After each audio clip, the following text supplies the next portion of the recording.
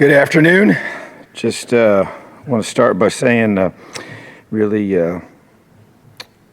happy for our guys. I know they worked really hard. Didn't play a perfect game, made a lot of mistakes, but did a lot of good things as well. A lot of build-up leading up to the game. I know even on just special teams, we played 12 guys that never played in a college game before.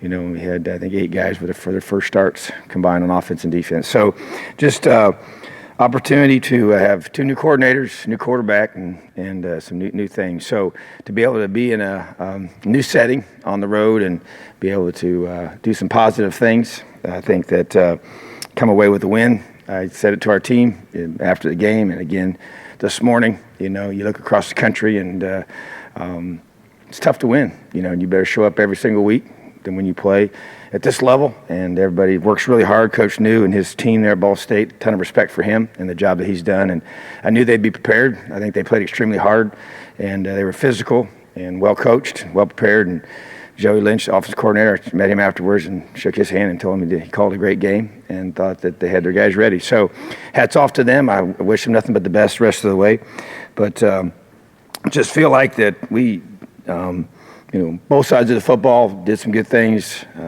Tackling, as after watching the film, was just as bad on film as it was live.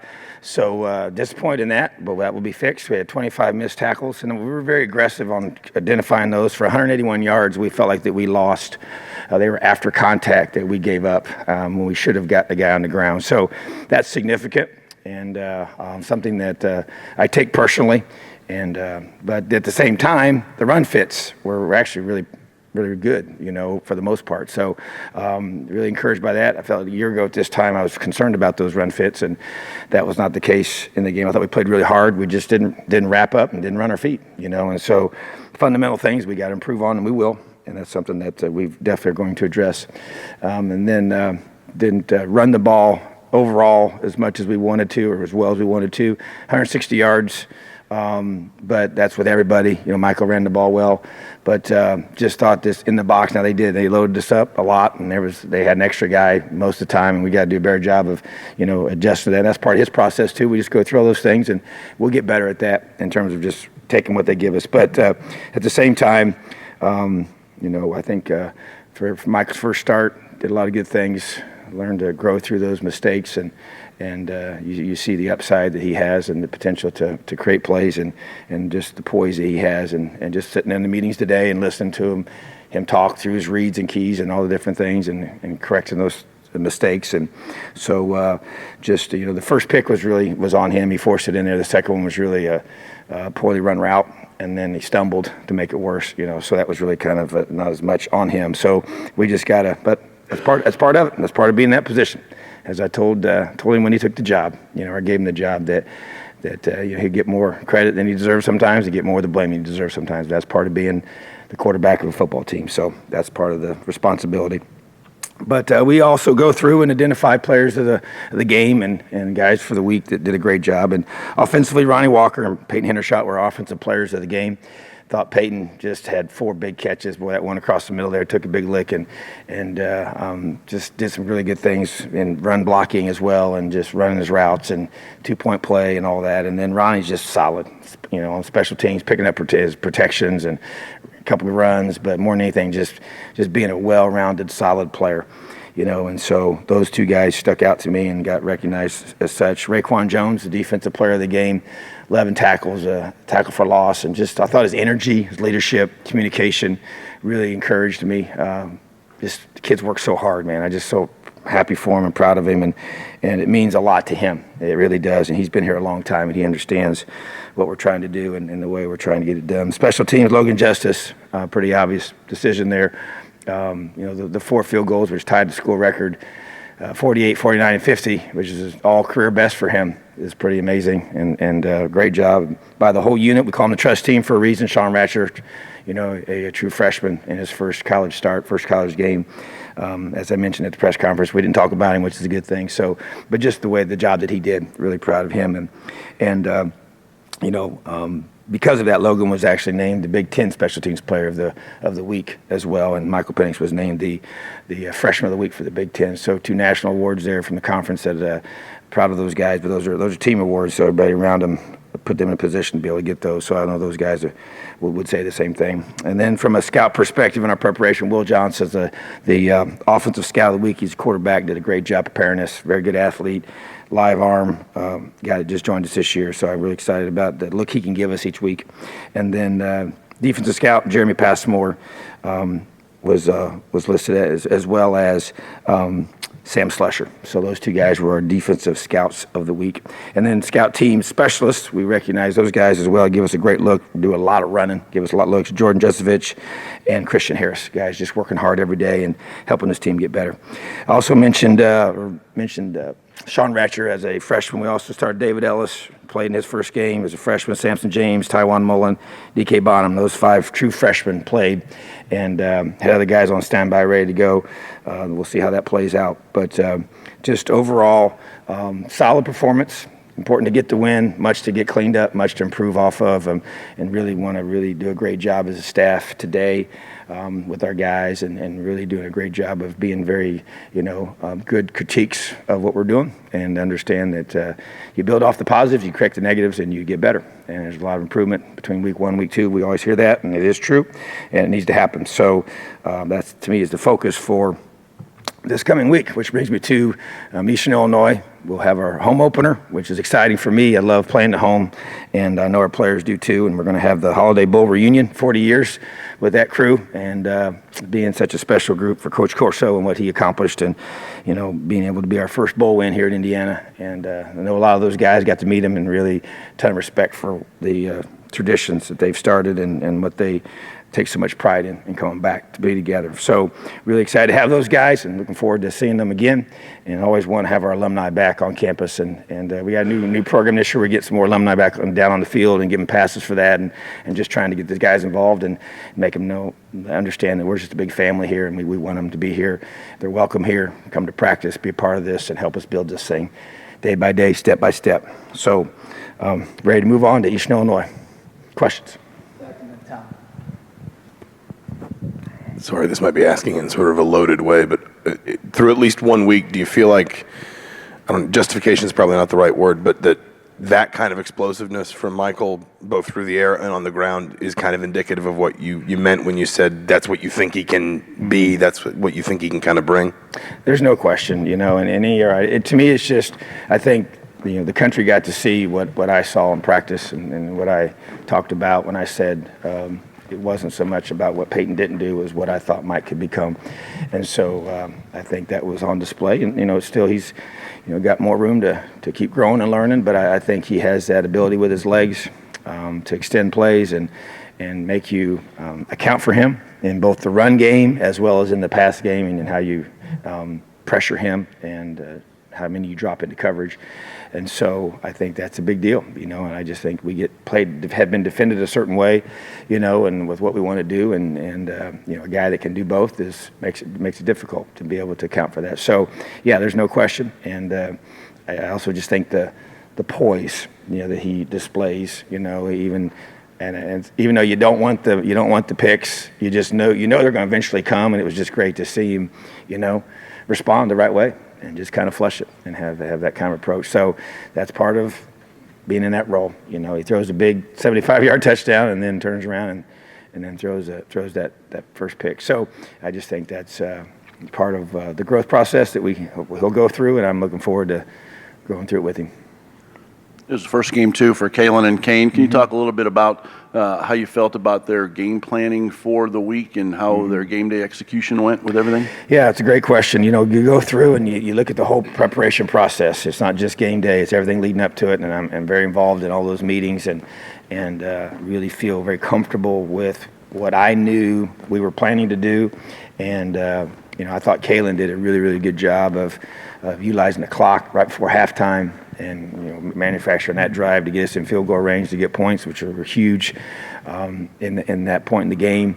And just the things that we worked on in walkthroughs and the things that we drilled to manage that clock and to teach a new quarterback how to do that. I mean, some specific things, exactly things we did the day before even happened and came through and happened during the game. So, and then the end of the game as well. that last field goal was huge. It changes everything. I was just watching games, even yesterday on Saturday night, and some similar things happen, and games can flip in a hurry, in the last 5 minutes, 6 minutes of a game, and you get that second score that it allows you to go up by 2 scores, make it a 10-point game. Then they get the ball back with 2 minutes to go, and it changes everything. Now they got to score twice, and it changes their play calls, and then we get the interception, and the game's over. So I just thought his management of that was good, and just to be able to take advantage. They did some things different than we expected them to do, which is what you think will happen. You just don't know what those are going to be, and the communication on the headsets, and I go from both, back and forth with whoever's on the field and working with those guys, and just listening to their, just very calm. They're both just very calm. They have a plan. They believe in it. Things don't always go the way you want them to, and they don't get flustered. They just communicate well. Kane's obviously on the field. Kalen's in the box.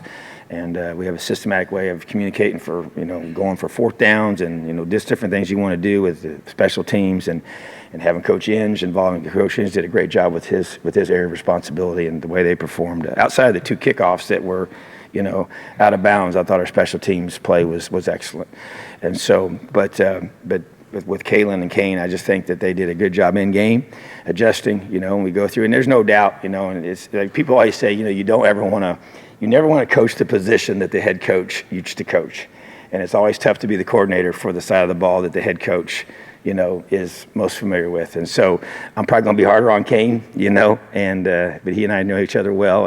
And so if I don't like something, then he might get an earful from me, but that's just kind of part of it. And we kind of sometimes laugh about it after the fact, so, but at the same time, he just, he's got to be, who he is, but I thought they both did a good job, had a good plan, and like I said, we didn't execute it at times as well, on either side perfectly, but I think that we knew what we wanted to do. I thought the adjustments at halftime were what they needed to be, and I sat in on both of those, and then they go back and they meet with their guys and go out and go and finish, and that's one thing, we finished the half and we finished the game, and that's very, very important part of growing as a team and playing winning football. And at the end of the day is what the objective is. So I thought those guys, we'll learn, and we talked through some things about everything. This communication wasn't always perfect, so we jot notes down and talk about it as a staff afterwards, and even had some of those conversations today. So that's, I felt like both guys had a good debut. We just got to keep getting better.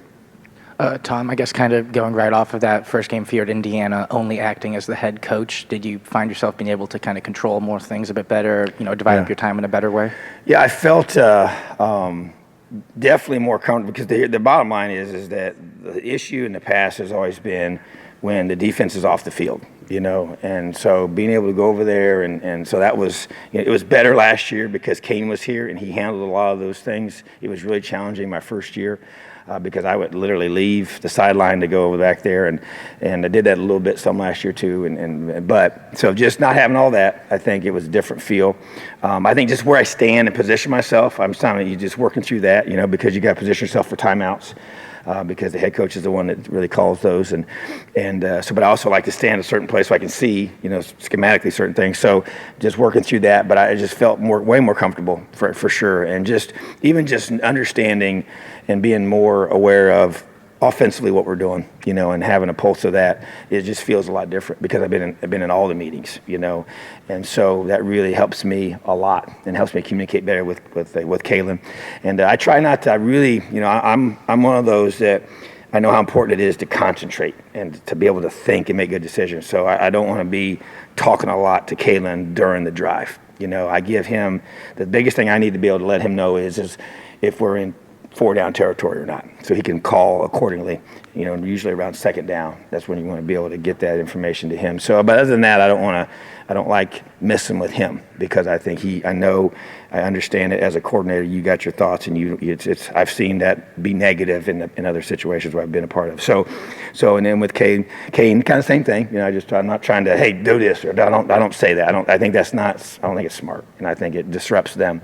But in between, yes, we'll talk about things we need to do. So I just think that it was a good start, and I felt like that we didn't have a lot of, other than the two Marcino ball penalties that we've addressed and I've addressed publicly, and we're addressing with him. Not a lot of penalties, just I thought there was a pretty cleanly played game, and from time management, clock management, and execution. So I've seen a lot of these early games where there's a lot of that stuff. So I get it. Substitutions, we didn't have any of those issues on special teams. We worked really hard on that. That can be a little bit challenging when you start, and we still have guys get nicked up and they're out, and the way we communicate with our training staff. So a lot of things there I thought seemed pretty smooth. So I think it helps me being where I'm not just zeroed in on defense. It helps. Sorry, it's kind of a longer question, but talking about missed tackling, you mentioned during fall camp, like times when you really wanted to roll back full hitting to just lessen the physical load and maybe keep guys a little bit healthier. It felt like it was discussed around college football, some teams that had done that, and maybe the question of whether you almost just kind of had to, there was a little bit of a trade-off that the first couple weeks tackling wouldn't always be fully sharp. Is that something that almost, I don't want to say you plan for, but that you sort of in your mind you feel like is a trade-off to say we may not be as sharp as we need to be in tackling in week 1 or week 2, but the kind of payoff is that we'll be a lot healthier?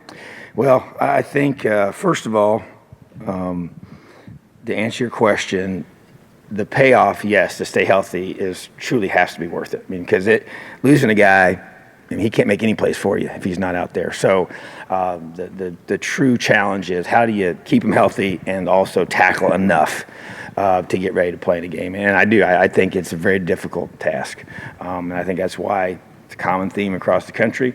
And maybe if it's worth keeping a guy healthy for the whole season, then yeah, it probably is worth it, but we're going to keep finding creative ways to work on it, and I actually thought that's why I was, and I said it, after the game, I was disappointed because you're always going to have some, but I thought we had too many, and way too many. And so that was the disappointing thing for me because you always know it's going to happen a little bit and because of all those variables you just mentioned. So, but once again, very fixable. And I just think that it's, once you got 3 hours of live tackling, you never get that the entire process. So we'll keep doing what we're doing. We're going to stay the course with it. I believe in the fundamentals that we use and what we teach, and that hasn't changed. We actually did some things I thought really to make it even better. That's why I thought we'd tackle better in some ways, but we didn't. So we got to go back and make those adjustments. But still, I just think that keeping guys healthy, once again, I mentioned it before. Coach New and I had that same conversation before the game, and he has the same discussions. And so we talked to NFL coaches and coaches we know, and just, even, Dave Womack and I very close. He was at the game, and he was even before. He's like, I'm always worried about not tackling the first couple of games. And so he was right, but that his experience had taught him that as well. So, it's just something that, you just got to keep working on, keep addressing, and I expect it to get better. 4 catches for 69 yards for Peyton, tight end. That's a lot more than we've seen from the tight end position. You think that might be the norm this year? I think so. I really do. I believe that you watch, Kalen's offense a year ago. That was consistent with that. And, we, even in recruiting, guys that we're recruiting right now, we talk about that. And I think that, I've always been a big believer in the tight ends. I just think they create so many issues for defenses, and we got so many weapons, in both the run game and on the perimeter that those guys can be very, very valuable, right there at the heart of the defense, and with the guys that have to play the run in the pass especially. So, yes, I think that is the norm. And I know every game can be a little different, but I want to see us really do a great job with that position and want guys to come here knowing they're going to be able to get a chance to catch football. Coach, what challenges does Eastern Illinois present, and then how do you keep your team focused on this game without looking forward to Ohio State the next week? Well, we just got done with our team out on the field, and as I told them as we finished, that the Eastern Illinois game is the most important game of the season. And I said, why is that? And they responded in unison, because it's the next one. And so that's been my constant theme with these guys, and I just think that that's what they need to understand. So we got to get better no matter who we're playing next week. And so, but here's the thing, a team like this, that has a ton of tradition. I think, I'm being the Midwest guy, I know all the great quarterbacks that they've had. They've had a lot of good players, a lot of really good coaches have come through there. And so they have a new head coach, coming from Northwestern, from a program that's does things the right way, it's physical and well coached and well prepared, and is going to be very, very. They'll come here and give us everything they got, and I fully understand the dynamics of it all. And you just say, hey, we step out there and we play Indiana football, and that's our focus. And so to me, there's no discussion whatsoever about anything else other than this week. Us getting better and us playing better on Saturday against Eastern Illinois than we did last week against Ball State. Stevie Scott got a majority of the carries, obviously, in week one. I think he was the only true running back to get multiple carries. How do you plan on utilizing the running backs here as you get into weeks 2, 3, and 4? Mm-hmm. Yeah, that's to me is the discussion we had, as a staff, and definitely would like to get more involved, and that's the plan moving forward. And so, and part of it too is just, the comfort level with protections, and that's a big part of playing running back. And when you're playing a team you don't have a lot of information about, which is the case, because you never know what they're going to do new when you don't have any games to go off of for this year. And they did do some new things. And then this team that we're going to play is a team we haven't played before, got new coordinators and, it's a whole new staff. So not a lot of a brand new head coach, hasn't been a head coach before, and new defensive system. I'm quite sure exactly. We got one game film, that's it, to go off of. So those running backs got to learn and how to protect their quarterback and do a great job being a complete back. So to me, step number one is finding guys that can be complete running backs, and step number two is doing a great job as a coaching staff at having a good flow with that position. Coming out of the Ball State game, are there any injuries? Are there any players that you're watching throughout the week? Well, we expect to get Reese Taylor back. So he was out there today, which is great. And he was one that probably could have gone, but we just want to make sure he's 100% healthy. And so we expect to have him back. And then Cam Jones had a lower leg injury that we're just still evaluating. I don't know for sure what his status will be, but he'd be a guy that we'll have to decide later in the week. Other than that, Fit came up pretty healthy.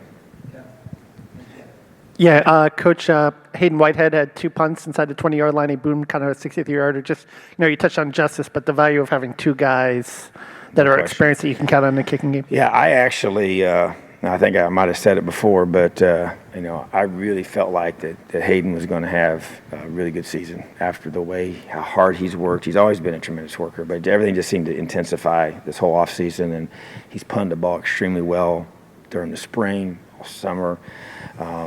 And then fall camp, the pocket punts is what, we're a move the pocket team, and so we just try to change that launch point for the opposing teams and not know where it's going to come from. And so, but his comfort level in the pocket, as he's very natural on the move, as many Australian punters are, but in the pocket, that's where he's really, that one he boomed was such a great punt, and the hang time and the distance, and it just flipped the whole field, pinned him inside the 10. So I just think that it's a tremendous weapon. I mean, I'm a big special teams guy. We spend a lot of time on special teams in practice, and probably as much as anybody in the country working on that, because I know how important it is. But the key to having great special teams, it all starts with great specialists. And so having good kickers and punters and long snapper and all those things. So got to have that to be a great special teams unit, and that's a big part of our team. Coach, you've talked about the struggles with the run game, a lot of it because Ball State was loading the box and just kind of the offense taking what was available last week. What needs to happen, even if teams keep loading the box, to try to get that run game going a little bit more? Yeah, they will, So, and to me, it's about, from a schematic perspective, and our guys will do a great job of that, of being able to make them pay for doing that. That's the bottom line, And so I've, as a defensive coach, you do that, and when you do put yourself in that position to say, hey, we're going to stop this part of the game, then you're going to make yourself susceptible to something else. And so to me, the key is making them pay for doing that. And that's part of the quarterback's job. It's part of our coaches' jobs. And that's where we got to do a great job as a staff and as a team to be able to have good answers for that. Because that's, to me, is going to be, Stevie's, I kind of challenged him about this. A year ago, we go to these first couple of games, and I never heard his name mentioned by one opposing coach. And then going into this game, all the head coach talked about was, when he was talking about their defense was stopping Stevie Scott. So that's what happens when you have good season, and you're considered a guy that they have to take away. And so now he has to understand that that's the world he lives in now. And so we got to do a great job of it. When he gets those opportunities, he's got to be patient And sometimes you're trying to create big plays all the time, and he's got to stay up in there and take what they give us, run hard, and protect the football. And he did a lot of those good things, But so we just got to. There's not a simple answer for that. There's multiple things that have to happen, but that's part of us taking the next step as an offense and being very multiple. Tom, what was your evaluation of the defensive line, and were you pleased or displeased with the pressure they were able to put on the quarterback? Well, we had 4 hurries, we had 3 sacks, 7 tackles for loss, and most of those were, the front was involved with all those. We had 2 sacks I thought we left out that we had them in our grasp, and then, to his credit, he got away. But felt like that, as a collective group, did a lot of good things. I thought we held our gaps. In a good way against an experienced offensive line. I think I would say it's very similar. Last year we played against FIU's offense that had all these guys back and all these starts, and that was the same way with Ball State, all this experience and all the starters back.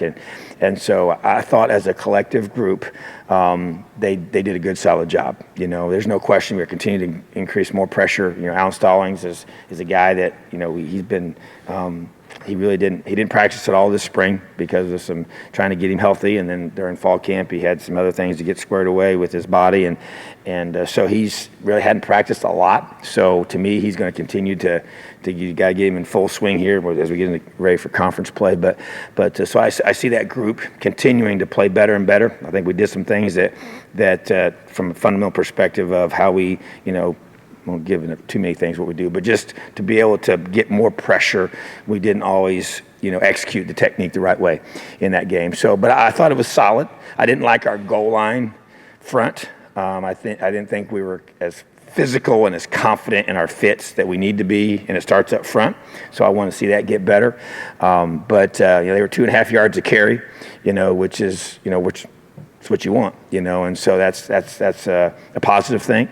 And so I just feel like that, to me, the yards really were the missed tackles. It wasn't the point of attack fits. And that's where when I sat down, I came home, got off the bus, walked right up to my office, and sat there for 3 hours and watched the game, and taking notes and all that. And so the one thing that stuck out to me was, man, the run fits are pretty good, And I remember a year ago, watching the FIU game on the plane coming back, I was sick to my stomach because I thought the run fits were bad.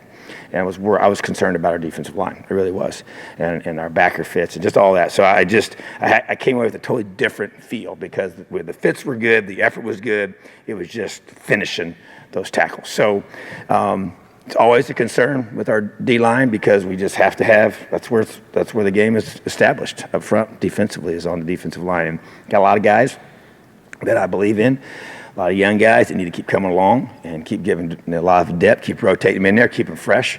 And some guys didn't play as much as maybe you think they're going to play, and they got to be ready when called upon and play well. So, but I think overall, I think a guy like DeMarcus Elliott that brought in new and his first Big Ten game, and he's a sophomore, and he just did some good stuff. Juan Harris really did a really good job. Jerome Johnson did a really good job. Inside, so, and then I just thought that Mike Zimba flashed at times, and he's got some really good speed and length, and James Head did some really good things, and like I said, Allen's going to be, we're bringing him along, get him back to full speed game mode. So I just feel like that it's a group that can be effective and do a great job for us, and we just got to keep getting better. And Coach Hagan is a phenomenal technician and just relentless coach and of the details, and they will improve. And as we get a more as the weeks go and the game plan grows and we get more film of this year, I think we always do a better and better job of pressuring the quarterback because we can know more of the protections and the things, and that's kind of our deal. We're an attack team on defense, and we're going to pressure you. That's our primary focus on third downs, and then we'll mix up coverages as change-ups, So, but as the season progresses, I think we get more and more film and more basis to know what we're going to see, and it lets us be even more prepared for that. In watching the film from Saturday's game with Michael for the first time, can you tell me a little bit about what it was like, his communication and interaction and everything while watching himself in the game? Yeah, I think that for being the first time, like I said, he played enough last year. We had a good glimpse of what he could do. I just think just being able to come off the field, have a very, like I said, it didn't matter. He threw a touchdown pass or if he threw a pick or whatever, good or bad happened. I mean, he had the same demeanor and he's a great poise about him. And I just think the communication with he and Caitlin and the sideline staff and all the things that you do and his communication with his teammates, and he's naturally pretty quiet, but did a good job of encouraging guys and just being the leader of the offense, and just being able to have that poise about him and that calmness, and whether we were trying to go seal the game with a field goal or trying to, finish out the half or bounce back from a mistake or come out after a big play and just kind of seems to just right there. And that to me that's a good sign, because that's instinctive things that he naturally has. And for that position, that's what you have to have those type of qualities. So that's encouraging to me. Just got to keep working, keep getting better. Awesome. Thank you. Have a great day. Elio.